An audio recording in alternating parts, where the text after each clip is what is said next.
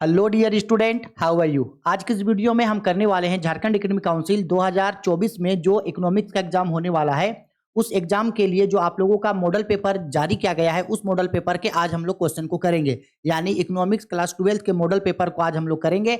एक एक question detailed में और अच्छे तरीके से आप लोगों को समझाएंगे। आर्ट्स, कॉमर्स, साइंस, आप किसी भी स्ट्रीम के स्टूडेंट हैं, तीनों ही स्ट्रीम के स्टूडेंट लोगों को ये वीडियो देखना है। तो अगर आप लोग वीडियो देख रहे हैं तो अपने दोस्तों के बीच भी जिनका इकोनॉमिक्स है उनके बीच इन्हें जरूर शेयर करना। इस बार का जो इकोनॉमिक्स का जो क्वेश्चन पेपर बना है हमको नहीं समझ में आ रहा है कि इतना अजीब टाइप का क्वेश्चन पेपर को क्यों बनाया गया है। क्योंकि इकोनॉमिक्स का क्वेश्चन पेपर में जो है वो क्वेश्चंस का जो टफनेस का लेवल्स है वो बहुत ज्यादा बढ़ा दिया गया है। और साथ ही साथ इसमें कुछ कुछ क्वेश्चन इस तरीके से दिया गया है जो इससे पहले आप लोगों को एग्जाम में कभी नहीं पूछा गया था।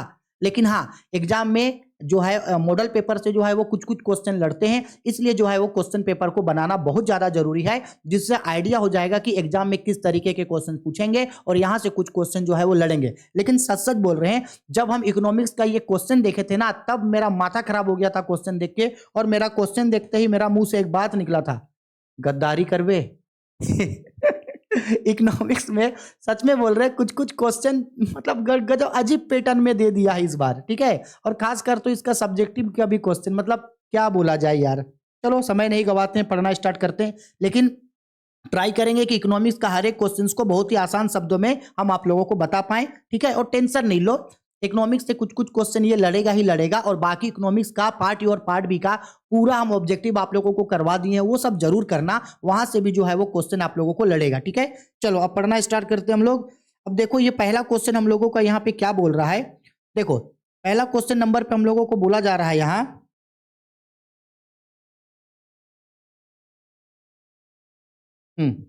पहला क्वेश्चन बोल रहा है निम्नलिखित में से किस वक्र से संसाधनों के उत्तम विनिधान से दो वस्तुओं की अधिकतम संभावित उत्पाद के संयोग को दर्शाया जाता है।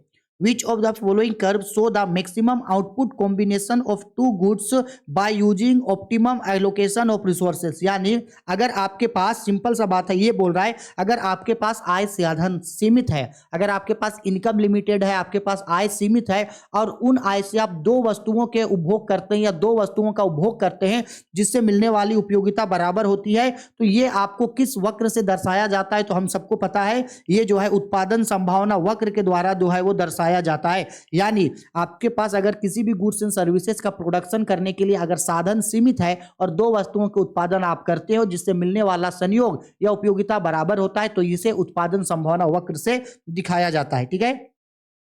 आगे बढ़ते हैं हम लोग क्वेश्चन नंबर 2 पे। देखो ये जो क्वेश्चन नंबर 2 है ना, इस तरीके का क्वेश्चन जो है वो इससे पहले जेक बोर्ड में नहीं पूछा था। बेसिकली इस टाइप का क्वेश्चन जो है वो सीबीएसई बोर्ड में पूछा जाता था, लेकिन हमको नहीं पता है कि जेक बोर्ड जो है इस साल इसको इंट्रोड्यूस क्यों किया है।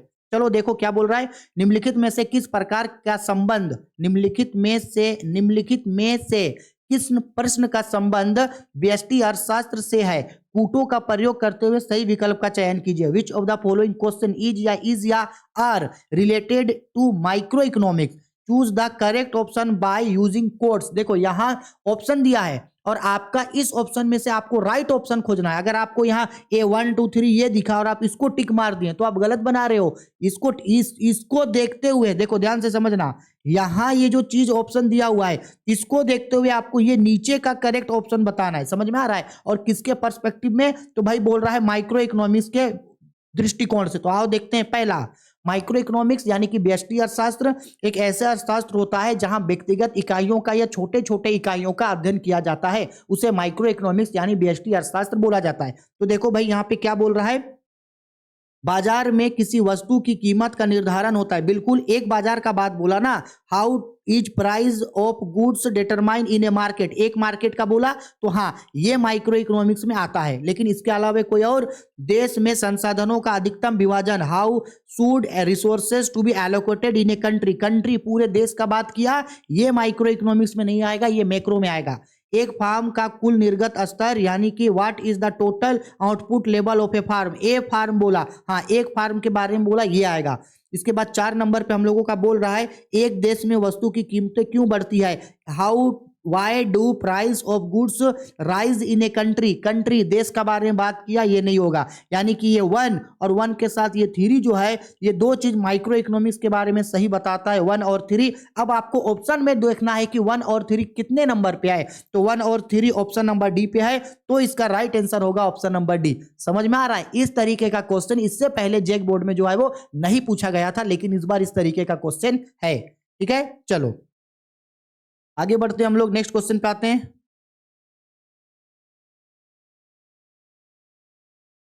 थोड़ा सा बड़ा होगा, हाँ होगा।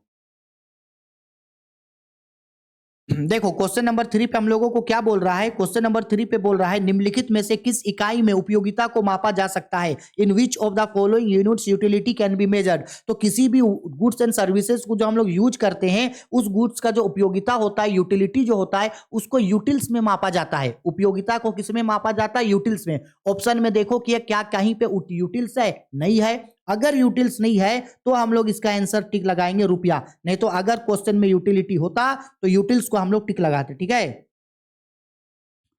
आगे बढ़ते हैं, क्वेश्चन नंबर आते हैं हम लोग 4 पे। 4 नंबर क्वेश्चन पे देखो क्या बोल रहा है, यदि किसी वस्तु की मांग की कीमत लोच का मान 2 है तो उस वस्तु की मांग होगी in the elasticity of demand of a goods is 2, then the demand of goods will B.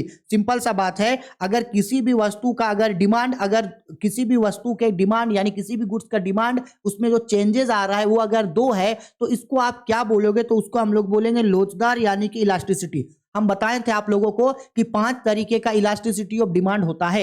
एक होता है हम लोगों का पूर्णतः लोचदार यानी कि परफेक्ट इलास्टिसिटी, जहां elasticity is equal to infinity होता है, और जहां ई इज इक्वल टू 0 हो उसको हम लोग पूर्णतः बेलोचदार यानी परफेक्ट इन इलास्टिसिटी बोलते हैं, और जहां ई इज इक्वल टू 1 है उसको बोलते हैं हम लोग यूनिट इलास्टिसिटी यानी इकाई इलास्टिसिटी, और जब ये 0 से 1 से अगर ये छोटा हो, 1 से छोटा हो तो उसको बोलते हैं बेलोचदार यानी कि इन इलास्टिसिटी, और अगर ये 1 से ज्यादा है, 1 से ज्यादा है तब हम इसको बोलते हैं हम लोग इलास्टिसिटी, यानी कि हम लोग बोलते हैं इसको आपका इलास्टिसिटी यानी कि लोचदार। आया समझ में? तो ये 2 बोल रहा है यानी कि 1 से ज्यादा है, 1 से ज्यादा है इसलिए होगा इलास्टिसिटी। हम ये चीज आप लोगों को बताए थे पहले भी।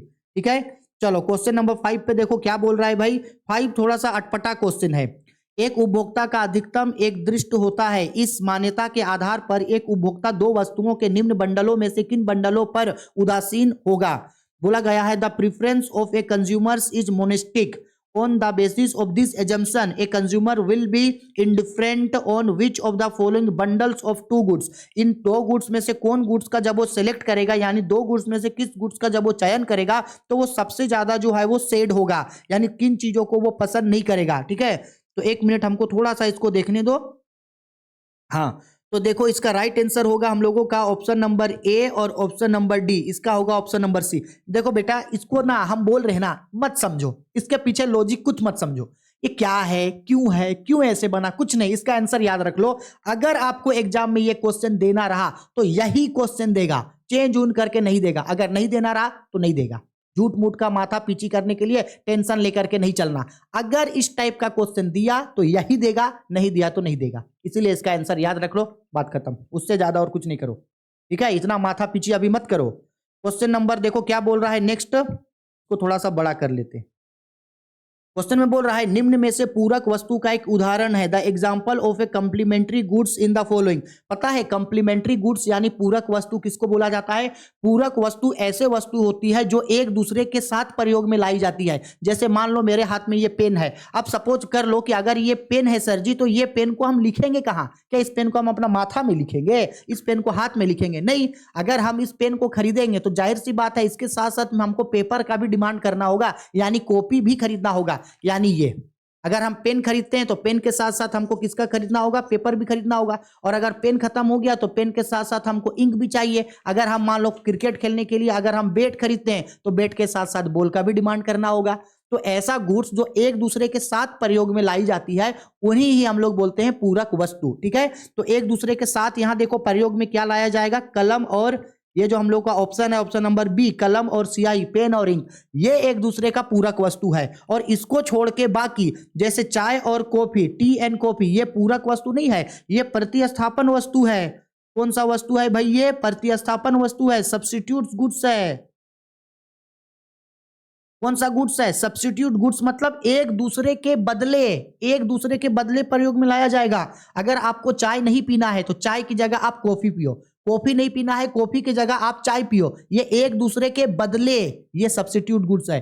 कलम और जूते, भाई कलम और जूते को तो क्रॉस, एक दूसरे से कनेक्शन ही नहीं है। रसगुल्ला और गुलाब जामुन, रसगुल्ला खाना है रसगुल्ला खाओ, गुलाब जामुन खाना है गुलाब जामुन खाओ।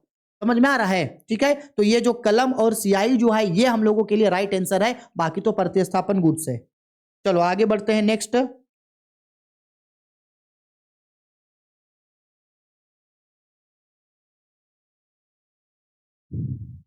सामान्यतः एक उत्पादन संभावना वक्र का आकार होता है, पिछले साल का पूछा हुआ क्वेश्चन है। Generally the shape of A average production curve, तो एक उत्पादन संभावना वक्र का जो डिजाइन होता है वो उल्टे यू आकार का होता है। किस आकार का? उल्टे यू आकार का होता है। उत्पादन संभावना वक्र का ढाल उल्टे यू आकार का होता है। रुको थोड़ा सा ऊपर करने दो इसको। उत्पादन संभावना वक्र का ढाल कैसे होता है भाई? उल्टा यू आकार का होता है।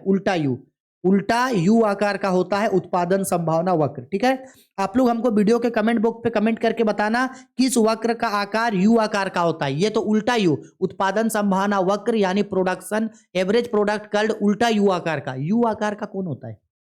पैमाने के स्थिर प्रतिफल के उत्पादन फलन में यदि संसाधनों को दुगना वृद्धि हो जाए तो उसमें वृद्धि भी दुगना होगा। सिंपल सा बात है, अगर आप किसी भी चीज का प्रोडक्शन करना चाहते हो और प्रोडक्शन करते समय अगर आप इनपुट अगर 2 गुना कर रहे हो तो उसका आउटपुट भी 2 गुना होगा। अगर आप प्रोडक्ट करने के लिए अगर raw material, labour, plant and machinery, capital 2 गुना कर रहे हो तो प्रोडक्शन भी 2 गुना होगा।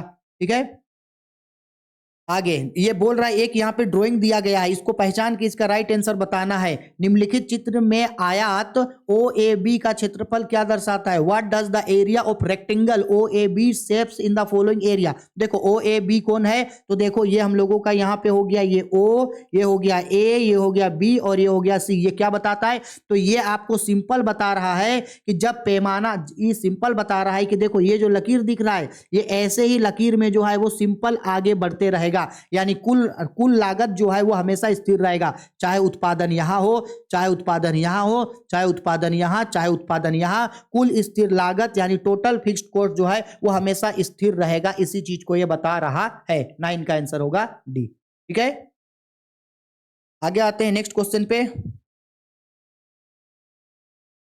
देखो नेक्स्ट क्वेश्चन पे हम लोगों को यहाँ पे क्या बोल रहा है? 10 नंबर पे हम लोगों को बोला जा रहा है पूर्ण प्रतियोगिता बाजार में फार्मों की संख्या होती है the number of farms in A perfect competition market. तो परफेक्ट कंपटीशन मार्केट वो मार्केट होता है जहां बहुत सारा विक्रेता या फार्म होता है, जहां बहुत सारा सेलर होता है। और एकाधिकार का बाजार, मोनोपोली बाजार वो होता है जहां किसी भी सामान को बेचने वाला सिर्फ एक विक्रेता या एक फार्म होता है। ठीक है, आगे बढ़ते हैं नेक्स्ट क्वेश्चन पे। नेक्स्ट क्वेश्चन पे देखो ये भी क्वेश्चन जो है अच्छा क्वेश्चन है। क्या बोल रहा है क्वेश्चन पे? एक पूर्ण प्रतियोगिता फार्म के संतुलन की शर्त निम्नलिखित में से कौन सी है? Which of the following are the condition of equilibrium of a perfect competition firm? तो एक परफेक्ट कंपटीशन फार्म जो है वो इक्विलिब्रियम का सिचुएशन में जो है वो तब आता है जब उसका एमआर जो है वो एमसी के बराबर होता है और एमसी कर्व जो है वो एमआर कर्व को नीचे से काटता है। ठीक है, 11 का राइट आंसर होगा हम लोगों का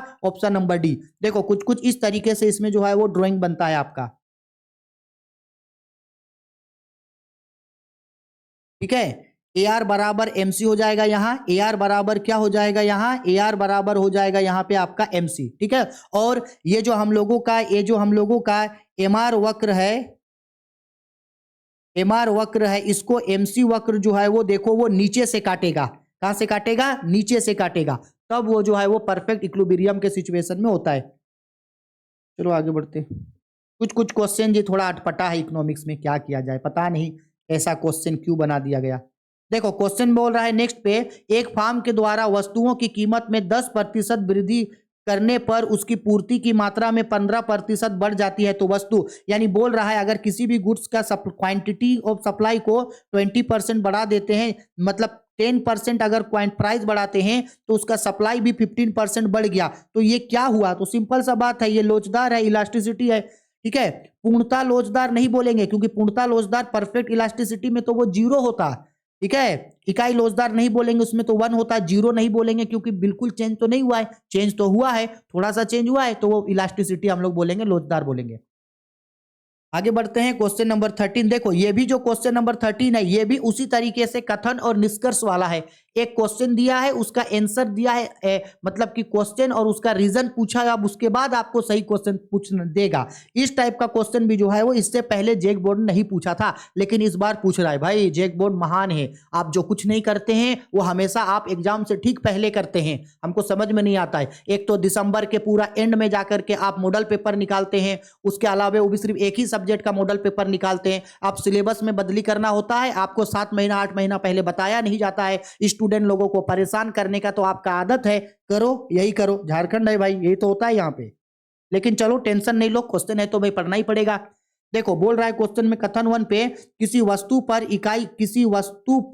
इकाई कर लगाने से फार्म। देखो ये जो क्वेश्चन नंबर 13 है ना, एक बार आप क्वेश्चन नंबर 13 बोल रहा है, एक बार पहले आप इसको वीडियो पॉज करके एक बार आप इसको अपने से पढ़ो। एक बार पहले ए और आर यानी कि कथन और निष्कर्ष, एजर्शंस और रीजंस, एक बार पहले अपने से पढ़ो, तब समझ में आएगा इस चीज को।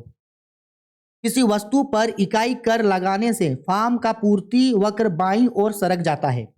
किसी वस्तु पर, इसका का रीजन है, किसी वस्तु पर कर लगाने से फार्म का सीमांत लागत बढ़ जाता है। सर ये दोनों होगा, ए और बी दोनों सही है, इसका ए और बी दोनों सही है। ठीक है, आप इसको एक बार पढ़ना और इसके बाद कर लेना, या इस टाइप का क्वेश्चन देखो दिया है तो हम नहीं बोलेंगे ना कि छोड़ देना, लेकिन कर लेना, एक बार देख लेना इसको। ठीक है, आगे बढ़ते हैं क्वेश्चन नंबर 14 पे। क्वेश्चन नंबर 14 पे बोल रहा है, किसी वस्तु की मांग में वृद्धि होने से संतुलन कीमत पर क्या प्रभाव पड़ता है। What is the effect of increase in the demand of goods of equilibrium price. अगर बोल रहा है किसी भी गुड्स का अगर मांग बढ़ जाता है तो उसका कीमत में क्या फर्क पड़ता है। तो सिंपल सा बात है भाई, अगर मान लो कि किसी भी गुड्स का मांग बढ़ गया, डिमांड बढ़ गया, तो बेचने वाला उसका कीमत को भी तो बढ़ाएगा, प्राइस भी बढ़ेगा, डिमांड बढ़ेगा तो प्राइस बढ़ेगा। ठीक है, दोनों बढ़ जाता है, संतुलन कीमत में वृद्धि होती है, इक्विलिब्रियम प्राइस इंक्रीज, बढ़ने लगता है।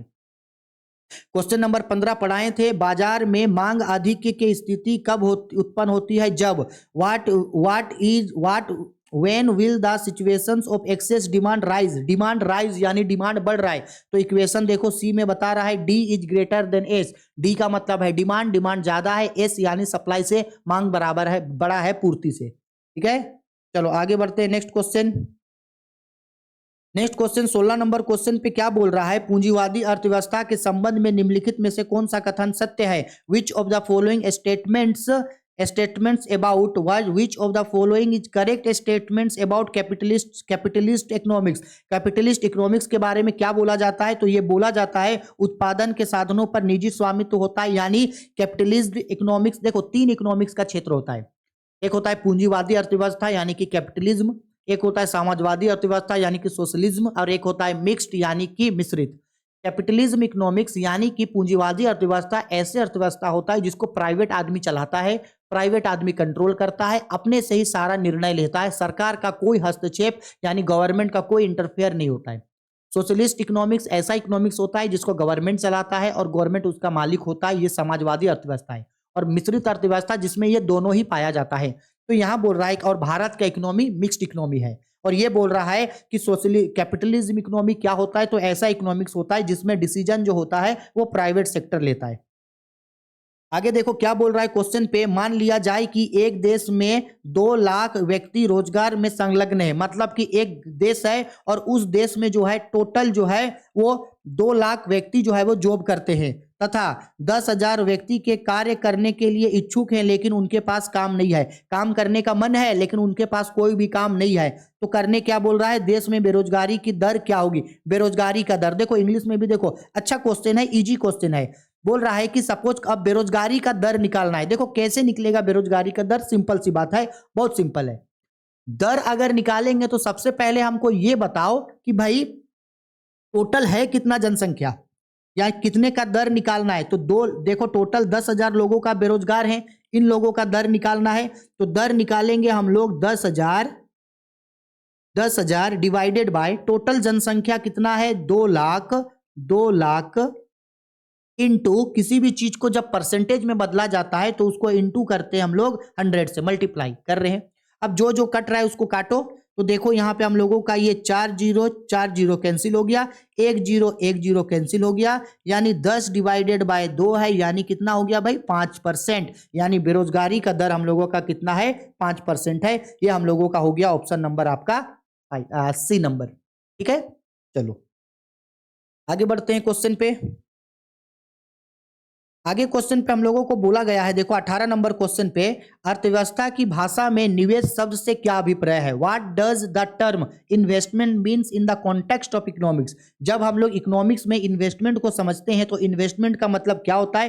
तो इन्वेस्टमेंट का मतलब होता है कि पूंजीगत वस्तुओं के स्टॉक में वृद्धि, यानी an increment in stock of capital goods. अगर कैपिटल गुड्स में इंक्रीज हो रहा है, स्टॉक बढ़ रहा है, तो समझ जाएंगे इन्वेस्टमेंट हो रहा है। ठीक है, ये क्वेश्चन मॉडल पेपर में दिया था, थोड़ा घुमा के दिया था ये, और इसमें आपका क्वेश्चन बैंक पे।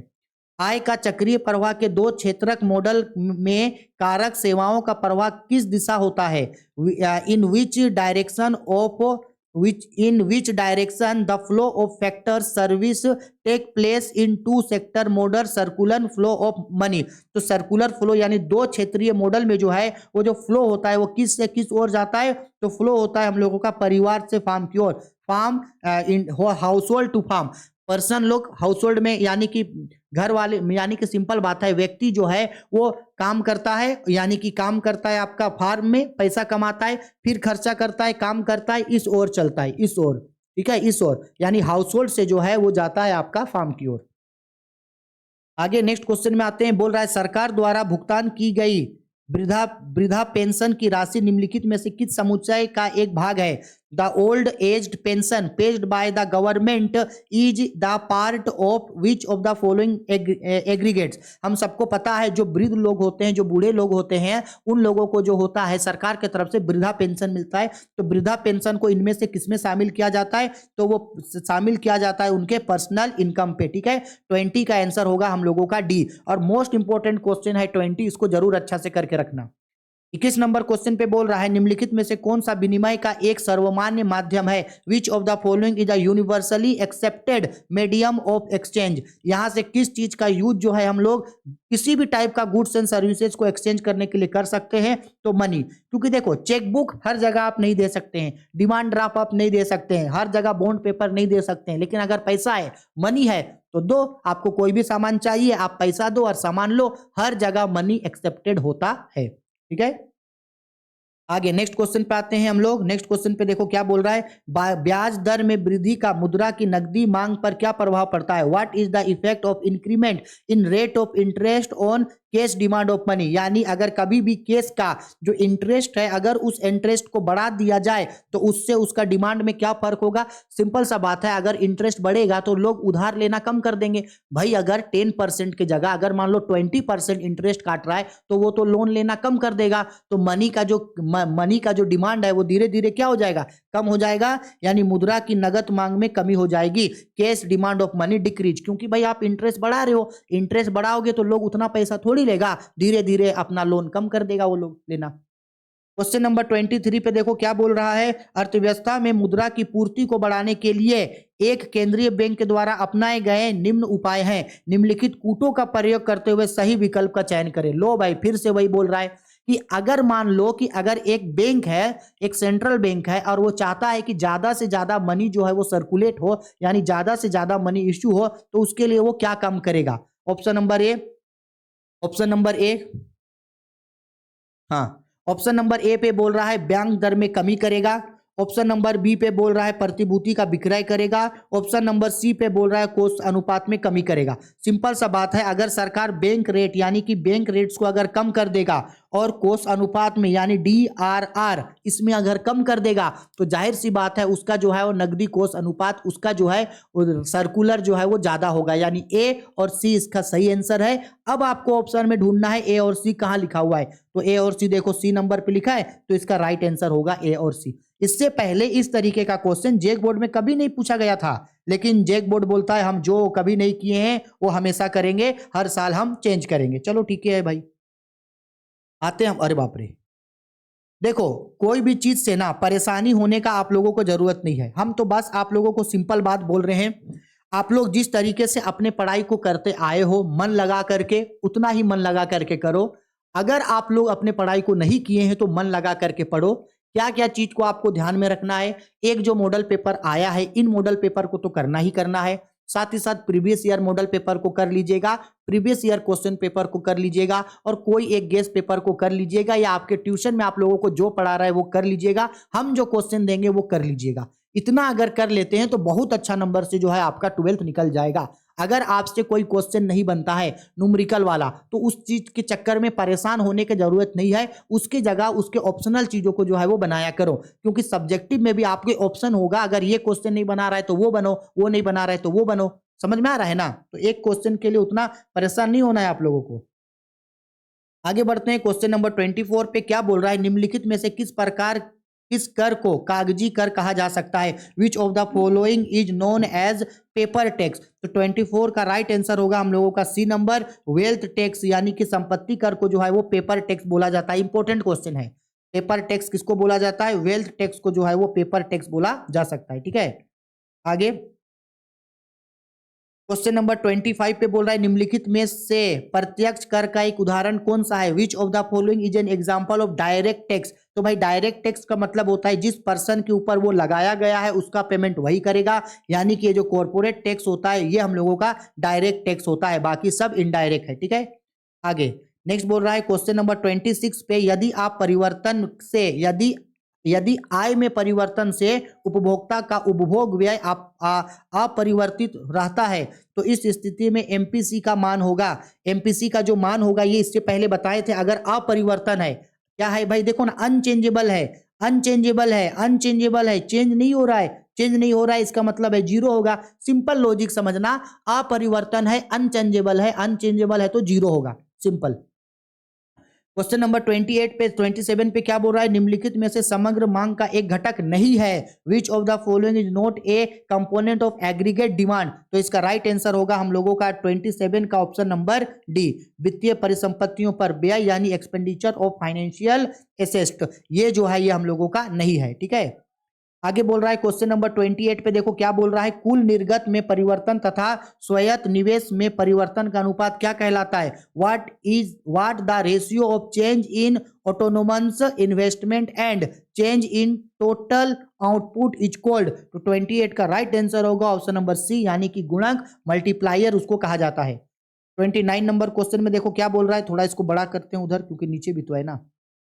हाँ देखो इसका बाकी ऑप्शन देखिएगा नीचे दिया हुआ है। ठीक है, देखो क्वेश्चन 28 पे बोल रहा है विदेशी विनिमय दर क्या है, what is foreign exchange rate. तो हम सबको पता है फॉरेन एक्सचेंज रेट का मतलब है विदेशी मुद्रा की विदेशी मुद्रा में कीमत। ठीक है, यही कहलाता है फॉरेन एक्सचेंज रेट, यानी कि अगर हम अपने देश के पैसे को जब दूसरे देश के पैसे से बदल रहे हैं तो उस समय जो होता है वो फॉरेन एक्सचेंज रेट जो है वो काम करता है।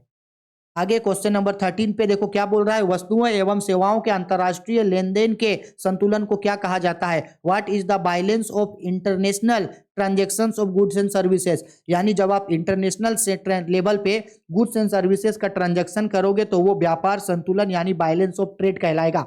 हाँ, अगर अंतर्राष्ट्रीय स्तर पे भुगतान करोगे, अंतर्राष्ट्रीय स्तर पे कैश रिसीव या कैश पेमेंट करोगे तब वो आपका कहलाता भुगतान संतुलन यानी बैलेंस ऑफ पेमेंट, लेकिन व्यापार कर रहे हो तो वो आपका व्यापार संतुलन कहलाएगा। गुड्स एंड सर्विसेज को एक्सचेंज कर रहे हो, सामान खरीद रहे हो, बेच रहे हो, लेन देन कर रहे हो, आयात निर्यात कर रहे हो, तो ये कहलाता है व्यापार संतुलन। ठीक है, यानी बैलेंस ऑफ ट्रेड। ठीक है, बस इतना ही क्वेश्चन जो है आप लोगों का जो है वो इकोनॉमिक्स में है। इकोनॉमिक्स में जो कथन निष्कर्ष टाइप का जो क्वेश्चन है, एजर्शंस और रीजंस वाला क्वेश्चन है, उसको थोड़ा सा देख लेना। हम ये तो नहीं बोलेंगे कि इस टाइप का क्वेश्चन कभी नहीं पूछा है तो इस बार नहीं पूछेगा, हो सकता है मॉडल पेपर में, और ये 3-3 क्वेश्चन दिया है, तो अगर 3-3 क्वेश्चन दिया है तो हो सकता है इंपॉर्टेंट होगा तभी दिया है, तो इस टाइप के क्वेश्चंस को जरूर करके रखना। ठीक है, और चूंकि मॉडल पेपर से कुछ कुछ क्वेश्चन लड़ता है तो मॉडल पेपर को जरूर अच्छा से करना, पीवाईक्यूज को करना, प्रीवियस ईयर मॉडल पेपर को करना, बाकी जो हम इकोनॉमिक्स में पढ़ाए हैं वो कर लेना। अगर उतना करते हो तो भाई आपका काम चल जाएगा, इकोनॉमिक्स में अच्छा नंबर ही आएगा। ठीक है, चलो बाय, टेक केयर।